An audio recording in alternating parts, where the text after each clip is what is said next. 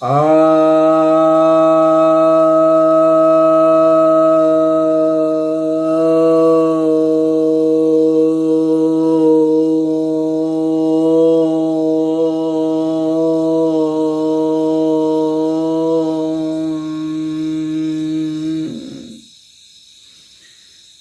सभी भक्तजनों को सप्रेम नमन। तो एक जिज्ञासा आई है कि क्या विज्ञान हमें मृत्यु से बचा सकता है, जिससे कभी मृत्यु आए ही नहीं। असल में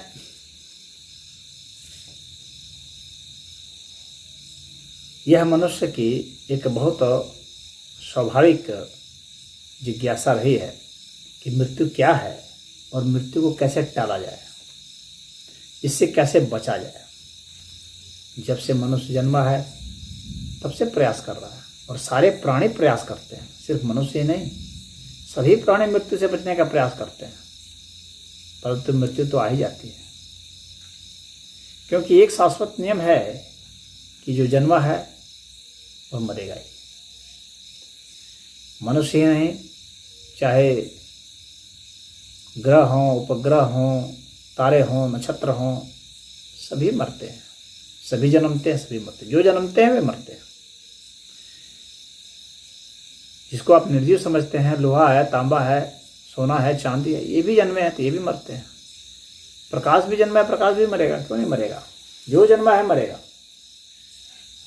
आयु किसी की ज़्यादा हो सकती है, लेकिन जो जन्मते हैं वे मरते हैं। मरते हैं मतलब उनमें रूपांतरण होता है, बदलाव होता है, बस इतनी सी बात है।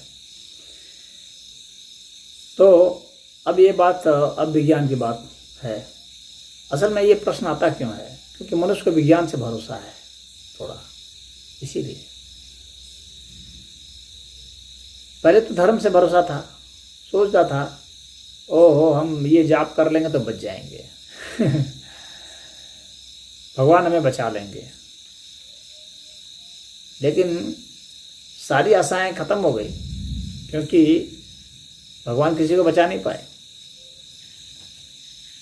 और बचाने की जरूरत भी नहीं है। क्यों? क्योंकि मृत्यु एक शाश्वत सत्य है, रूपांतरण एक सत्य है, और इसमें कभी बदलाव नहीं होगा, क्योंकि बदलाव ही मृत्यु है। तो मृत्यु का बदलाव, अगर मृत्यु में बदलाव हो गया, इसका मतलब वह है कि वो शाश्वत हो गया, अबदलाव की स्थिति में चला गया, अपरिवर्तनशील हो गया। तो फिर जन्म और मृत्यु से आप परे हो गए। लेकिन मृत्यु तो अपने आप पर रहेगी। आप भले जा सकते हैं जन्म मृत्यु से परे, लेकिन आप में जो बदलने वाली चीजें हैं वे तो बदलेंगी ही, निश्चित ही बदलेंगी।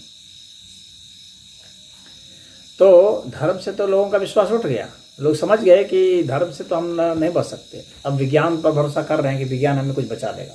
लेकिन जान लीजिए अंतिम जो चीज़ है वो यही है कि मरने से कोई नहीं बचा सकता। हाँ, यह हो सकता है कि आयु हम लोग की लंबी हो जाए, इसको आप एक तरह से बचाना कह सकते हैं। जैसे बहुत सारे रोग होते थे भाई, पुराने ज़माने में औषधियाँ, जड़ी बूटियाँ से लोगों को बचाया जाता था, रोग होते थे उसे ठीक किया जाता था, काढ़ा पिलाया जाता था, पट्टी भी बांधी जाती थी। तो इस तरह से लोग बचते थे, बचाए जाते थे। लेकिन मरने की दर बहुत ज़्यादा थी, तो उस समय भी बड़ी बड़ी बीमारियां आती थी, उसके खोज नहीं होते थे, लोग मर जाते थे, गांव के गांव समाप्त हो जाते थे। जैसे जैसे सभ्यता आगे बढ़ी, विज्ञान का विकास आगे होता गया, वैसे वैसे बहुत सारी चीज़ों के विषय में पता चलता गया, नए नए शोध होते गए। पहले तो गर्भ में भी बच्चे मर जाया करते थे, माएँ भी मर जाती थी उसके साथ ही। अब ऑपरेशन करके निकाल लिया जाता है, बचा लिया जाता है। हृदय रोग से बहुत लोग मर जाते थे, बचा लिया जाता है। डायबिटीज से मर जाते थे, बचा लिया जाता है। सुविधाएं बहुत हो गई हैं, दवाएं बहुत हो गई हैं, फिर भी रोग बहुत हैं, फिर भी लोग मर रहे हैं।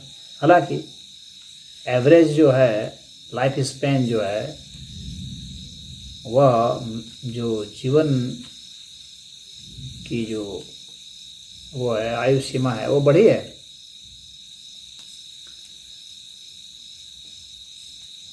जहाँ पहले औसत आयु जो है 30-40 वर्ष ही होती थी, 50-60 हो गई, फिर 70-80 भी हो गई। और यूएसए वगैरह में तो 80-90 तक भी जा रहे हैं लोग। भारत में बहुत लोग जा रहे हैं अच्छे स्वास्थ्य पर ध्यान दे करके, योग व्यायाम करके, अच्छा भोजन करके, शुद्ध हवा पानी में रह करके और पौष्टिक आहार ले करके लोग अपने को बचा रहे हैं जो कॉन्शियस हैं। तो उनकी आयु लंबी हो रही है, निश्चित ही लंबी हो रही है। 100 वर्ष 150 वर्ष पार है। बहुत सारे खोजें हो रही हैं। कोशिकाएं जो होती हैं उनका स्पैंडल फॉर्मेशन होता है। उस स्पैंडल फॉर्मेशन में क्या है कि सिकुड़न हो जाती है। छोटे छोटे स्पैंडल फॉर्मेशन होते हैं कोशिकाओं में, जिसके कारण जो है कोशिकाएं छोटी होती चली जाती हैं और अंत में झुर्रियाँ पड़ जाती हैं, बुढ़ापा आ जाता है। तो वैज्ञानिक चाह रहे हैं कि उसको उतना ही तक रखें, तो वो अभी किया जा रहा है। अंगों को कैसे रिप्लेस किया जा सके जिससे वो बच सके, यह भी किया जा रहा है। और जीन मैपिंग भी की जा रही है और जेनेटिक इंजीनियरिंग के द्वारा उसको बदला जा रहा है। क्रोमोसोम्स का कोई पार्ट अगर टूट गया है, गुणसूत्र कुछ टूट गए हैं तो उसको ठीक किया जा रहा है, रिपेयर किया जा रहा है। डीएनए का रिपेयर हो रहा है, उसमें डीएनए में बदलाव करके देखा जा रहा है किस तरह से आयु बढ़ सकती है। डीएनए में भी मिला है जो कि क्लॉक, उसमें मिला है डीएनए क्लॉक, जिससे कि आयु को वृद्धि कर दी जाती है। तो उसके जरिए रेगुलेशन किया जा रहा है। लेकिन आप सोचें कि शाश्वत हो जाए, अपरिवर्तनशील स्थिति में चले जाएं, तो ऐसा संभव ही नहीं है। परिवर्तन तो होता ही रहेगा। और उस अर्थ में अगर आप सोचते हैं कि कभी मृत्यु आए ही नहीं, तो ये संभव ही नहीं है। हाँ, हम ये कर सकते हैं कि अपने रोग को ठीक कर लें, इससे हम अपनी आयु बढ़ा सकते हैं। हम यह भी कर सकते हैं कि अपना स्वरूप भी बदल लें। आज एक आदमी के रूप में है, कल वह एक पशु के रूप में भी अपने को बदल सकता है और वापस आ सकता है आयु के रूप में। हम अपने भीतर कंप्यूटर चिप्स भी घुसा सकते हैं, छोटे छोटे कंप्यूटर डाल सकते हैं अपने भीतर। इसको कंप्यूटर बोला जाता है। बहुत छोटा छोटा कंप्यूटर होता है जो हमारी नसों में दौड़ते हैं और वे पूरे शरीर में जाकर पूरा स्कैनिंग कर लेंगे भीतर ही भीतर, और वहाँ से ठीक भी कर देंगे, रिपेयर भी कर देंगे। कोई कैंसर कोशिकाएं हैं उसको रिपेयर कर देंगे। पहले कैंसर से लोग बहुत मरते थे, आज बच रहे हैं। बहुत सारी बीमारियां हैं जो नई नई भी आई हैं, उससे मरते थे, बच रहे हैं। तो बचने के चांसेस बढ़ गए हैं। तो ये सब विज्ञान की बदौलत ही हुए है ना। आज हमारे पेट में क्या है क्या नहीं, तो हम उसको देख पा रहे हैं। हमारे ब्रेन में क्या है क्या नहीं उसको हम देख पा रहे हैं, स्कैनिंग हो जा रही है।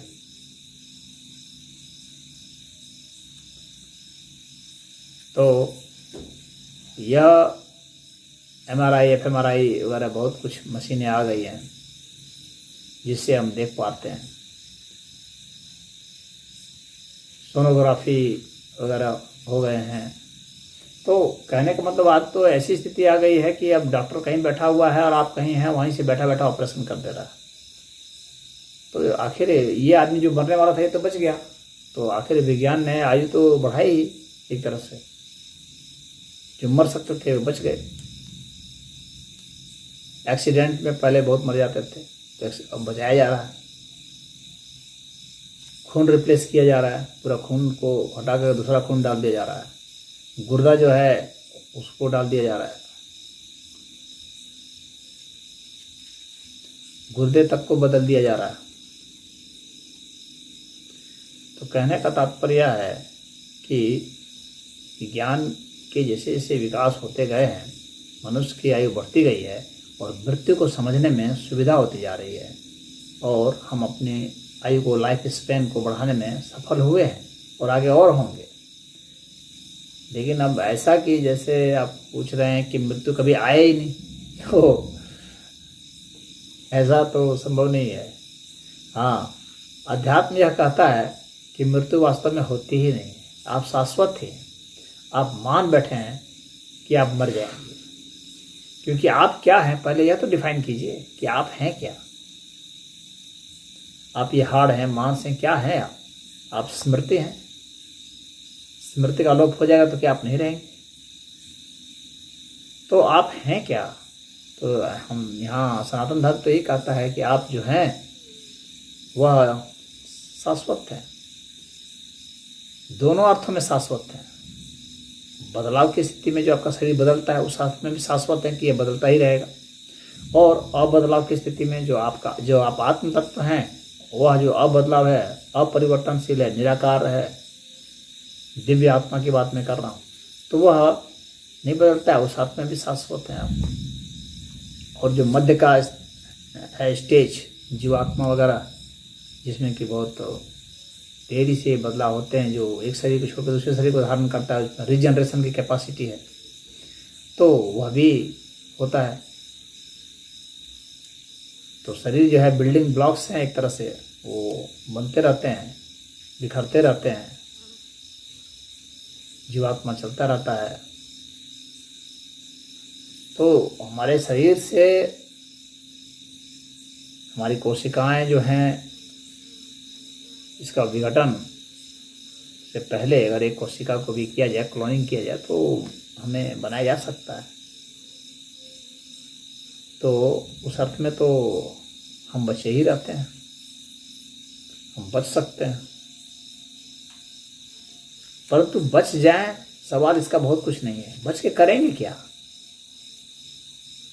जीवित रह के करेंगे क्या? सवाल सबसे बड़ा तो यह है। जिंदा रहेंगे क्या? सिर्फ खाने के लिए, कुछ बात करने के लिए, टट्टी करने के लिए, मैथुन क्रिया करने के लिए और सो जाने के लिए? बस इतने भर का तो जीवन है। यही कितने समय तक करेंगे? राजा ययाति की कथा है कि वो सोचते थे कि बचे रहें बचे रहें, तो अपने बच्चों से जवानी मांगते थे। कथा है, जवानी ऐसे मांगने से थोड़ी मिल जाती है, लेकिन यह कथा है आपको समझाने के लिए कि बच्चों से कहते थे कि हमें जवानी दे दो, तो बच्चे जवानी देते थे, बुढ़ापा ले लेते थे, बच्चे मर जाते थे, वे जवान रहते थे। ऐसा करते करते राजा ययाति हजारों वर्ष जी गए। 1000 वर्ष के बाद उनको बुद्धि आई कि अरे क्या मैं रोज रोज वही धंधा कर रहा हूँ, इतने वर्षों से तंग आ गए, और सोचने लगे कि मर जाए। अगर सही अर्थ में मरने को बंद कर दिया जाए कि ठीक है अब तुम नहीं मरोगे, जिसकी जो आपने इच्छा प्रकट की है कि कभी मृत्यु आए नहीं, कभी मृत्यु आए नहीं, इसके दुष्परिणाम का आपने सोचा है क्या होगा? मनुष्य एकदम पागल जैसा हो जाएगा,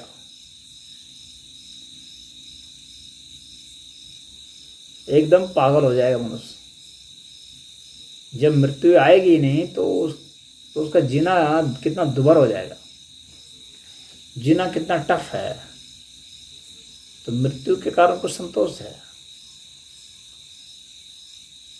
अगर मृत्यु आए नहीं तो मनुष्य बहुत छटपटाएगा, वो एक बहुत नारकीय जीवन हो जाएगा, एक मोनोटोनस हो जाएगा, उबाऊपन आ जाएगा जीवन में, उब जाएंगे आप। ऐसे ही उब जाता आदमी, 30-40 वर्ष में उब जाता है, उसी चीज को दोहराता रहता है, पैसा बना रहा है, खा रहा है। जितना भी है मनुष्य जो है 20-25 वर्ष में जो है जीवन को भोग लेता है। जीवन में जो श्रेष्ठ चीजें हैं होती हैं, बस फिर क्या, फिर एक दोहराव है मात्र। तो प्रकृति ने जो निर्धारित कर दिया है कि 40 वर्ष के बाद ढलान आ जाता है, वो ठीक ही किया है, क्योंकि उतने तक आप जो है ऊंचाई जो छूना है छू लेते हैं और फिर सिर्फ दोहराते हैं। फिर आपके जीवन में बासीपन आ जाता है, कोई इंटरेस्ट नहीं रह जाता है,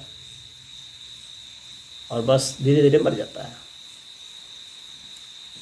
तो मृत्यु जो है एक बहुत बड़ा संतोष देती है। मृत्यु हमें पुनर्जीवित करती है, मृत्यु हमें नया जीवन प्रदान करती है, नई ऊर्जा प्रदान करती है। नहीं तो जीवन तो हमें थका देता है।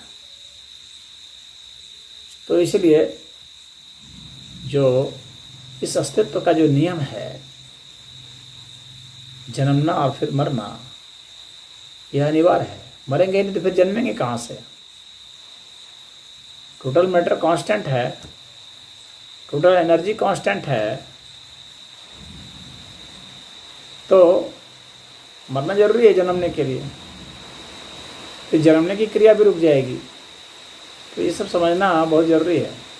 इसलिए यह जो प्राकृतिक व्यवस्था है यह सही है, और आपको मृत्यु से घबराने की जरूरत नहीं है। मृत्यु को समझना चाहिए, मृत्यु का सम्मान करना चाहिए। इसीलिए हमने शिव जी को, कल्याण को, मृत्यु के परमेश्वर के विषय में बताया है, उनको उपाधि दी है परमेश्वर की। मृत्यु ही कल्याण है, महामृत्यु तो और परम कल्याण है। तो इसीलिए महामृत्युंजय, मृत्यु के ऊपर जय, मृत्यु के पर जय हो जाएगा तो महामृत्युंजय हो जाएगा। मृत्यु के पर जय का मतलब यह नहीं है कि मृत्यु खत्म हो जाएगी, नहीं। आप समझ जाएंगे कि मृत्यु होती ही नहीं है। मृत्यु तो एक कॉन्सेप्ट है बदलाव का। उस बदलाव का जिसको कि आप रिवर्स नहीं कर सकते, उसी को हम लोग मृत्यु कहते हैं, और कोई बात नहीं। उसके पर जय हो जाना का मतलब क्या होगा कि हम उससे पार चले गए। वो बदलाव तो होता ही रहेगा, वो तो यहाँ का संविधान है। तो जो इस अस्तित्व का विज्ञान में कोश है वह महामृत्युंजय